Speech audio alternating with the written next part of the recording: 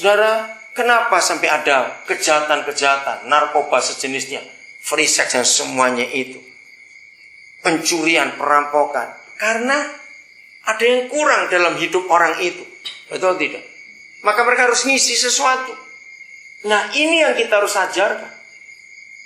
Nah, kesalahan gereja secara fatal adalah ketika orang itu baru mau percaya Tuhan Yesus, langsung dikenalkan dia sebagai Tuhan. Sekarang apa bedanya? Kalau kita lebih dulu mengenal dia sebagai Tuhan, dan kalau kita lebih dulu mengenal dia sebagai Papa. Kira-kira ngerti gak pertanyaan ini? Beda, saudara. Kalau kita pertama kali mengenal dia sebagai Tuhan, yang muncul adalah peraturan. Karena dia Tuhan. Betul tidak? Tapi kalau kita mengenal dia sebagai Papa, yang muncul adalah kasih sayang. Saya beri contoh begini. Nggak mungkin lah, walaupun tuh orang tua gila istilahnya. Begitu anaknya lahir langsung buat peraturan. Bayi lahir ini. Kamu harus tahu ya, di rumah ini peraturannya jam 5 harus bangun. Terus nyapu-nyapu, bersih-bersih. Setelah itu bangun nih baru boleh makan. Nggak mungkin. Peraturan akan otomatis dikenal oleh anak-anak itu sesuai dengan pertumbuhan umurnya. Nah, ketika gereja hadir di dunia, yang diberikan legalisme. Adalah anak-anak ini belum kenal siapa bapaknya. Maka itu banyak orang Kristen nggak bisa bergaul karib dengan Tuhan karena dia bukan bapaknya, bukan ayahnya. Kalau dikenalkan sebagai ayah, maka bergaul karib itu jadi gampang. Kenapa Tuhan Yesus berkata belajar dari anak-anak? Hebat sekali. Karena dengan anak-anak kita akan melihat luar biasa. Kita belajar betul mengenal Papa. Itu dari anak-anak kita sendiri. Maka itu kenapa setan merusak ayah-ayah. Kita kenal Malaki 4 ayat yang ke-6. Kenapa? Karena setan tahu.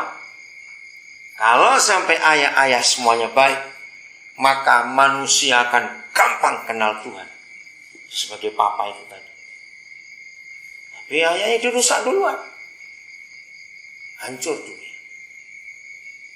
Matius 24 ayat 12. Ini akhir zaman. Nah, pada zaman akhir seperti ini, apa yang terjadi? Itu salah satu khotbah Tuhan Yesus. Silakan. Matius 24 ayat 12. Dan karena makin bertambahnya kedustaan, maka kasih kebanyakan orang akan menjadi dingin. Jadi kasih menjadi dingin. Bayangkan, kehidupan itu dimulai dari kasih. Mengapa kasih kebanyakan orang jadi dingin? Karena kedurhakaan bertambah. Roh Kudus bisa hebat begini, saudara. Itu sangat saya kagum. Kalau kita mendengar kata durhaka, itu bisa menunjuk kepada siapa? Anak.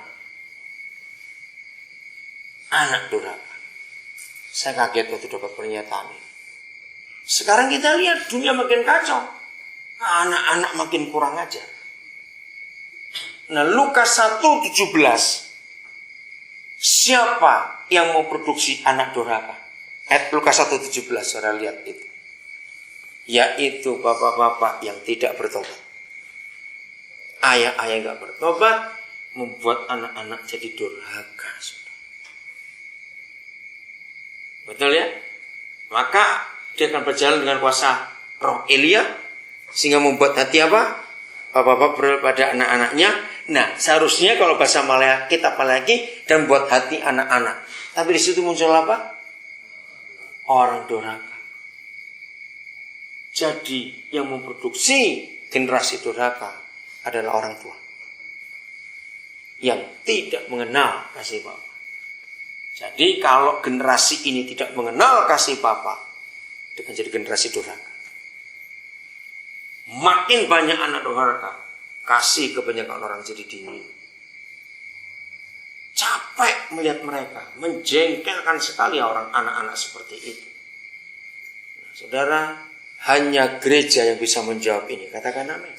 Hanya gereja.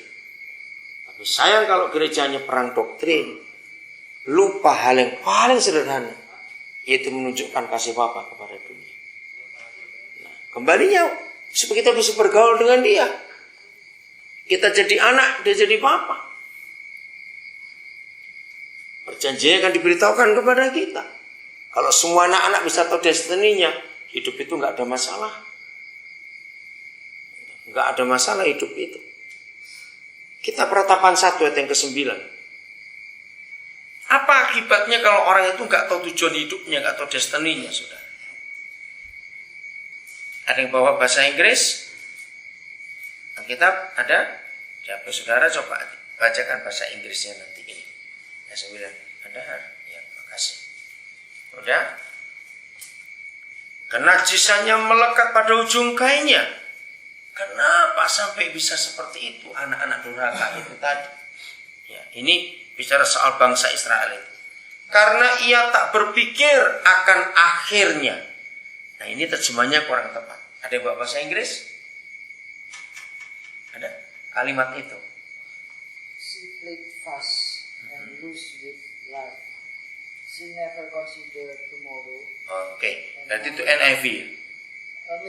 Message. Oh, ada yang King James nggak? Nah, coba King James. Ya, tomorrow ya, kata itu consider tomorrow, oke? King James-nya. Her filthiness is in her skin. Ya, terus. She remembered not her last end. Oh, last end, oke. Saya lupa terjemahan apa, dikatakan she didn't consider her destiny. Nggak pernah memikirkan akhir hidupnya. Itu terjemahan yang betul. Nah, jadi ketika anak-anak itu tidak pernah tahu tujuan akhir hidupnya atau destininya, maka mereka membiarkan hidupnya dikuasai oleh dosa dan kehancuran. Jadi saudara, kalau kita tidak menyatakan kebenaran ini, makin terjerumus, makin hancur generasi yang ada sekarang ini. Makin hancur.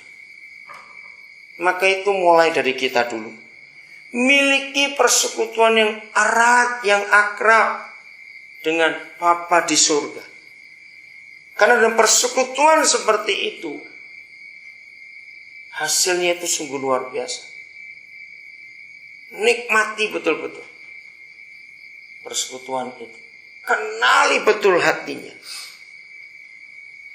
Dan kalau kita sudah terlatih dengan cara kita bersekutu dengan dia seperti itu, maka kita gampang juga untuk menolong orang-orang lain yang kita temui dalam hidup ini. Kalau kita sudah bisa punya kunci ini, saudara, aman sudah hidup ini, sangat aman. Karena kita akan tahu arah kita itu kemana, perjalanan hidup kita itu kemana. Bayangkan kalau kita punya kekuatan seperti itu. Oke. Ayo kita lihat dua contoh. Pertama Nuh, kedua Abraham. Ya. Apa yang muncul di pikiran saudara kalau kita melihat dua nenek moyang kita ini dengan konsep pergaulan dengan Tuhan? Pertama, bayangkan zaman itu belum ada lem, belum ada paku, belum ada gergaji. Lalu Nuh disuruh buat kapal segede itu, bukan perahu. Dan yang dibawa nggak cuma binatang-binatangnya, makanannya pun dibawa untuk sekian bulan. Oke? Belum lagi, ini lebih jauh lagi melangkah. Zaman dia hidup, transportasi air itu belum ada. Jangan lagi perahu, apalagi kapal. Getek saya belum pernah dipakai orang. Lalu dia dengar suara buat kapal yang ukurannya segini. Mengerti pertanyaan ini? Begitu pula Abraham. Kok usah pakai kata ini ya. Sekristen-kristennya kita. Ngerti ya kata ini ya? Sekristen-kristennya kita. Ayo kalau malam ini dengar suara. Besok kamu ke Bendara Cengkareng. Pergi bersama anak istrimu. Bawa semuanya. Tinggalkan keluargamu semuanya. Kemana nggak tahu. Pokoknya pergi. Ngerti? Contoh ini saudara. Apa itu guyonan? Enggak. Kok bisa Nuh dan Abraham itu enak saja? Betul? Nuh buat betul. Betapa sulitnya Abraham pergi betul. Saudara, kenapa sampai ada kejahatan-kejahatan, narkoba sejenisnya?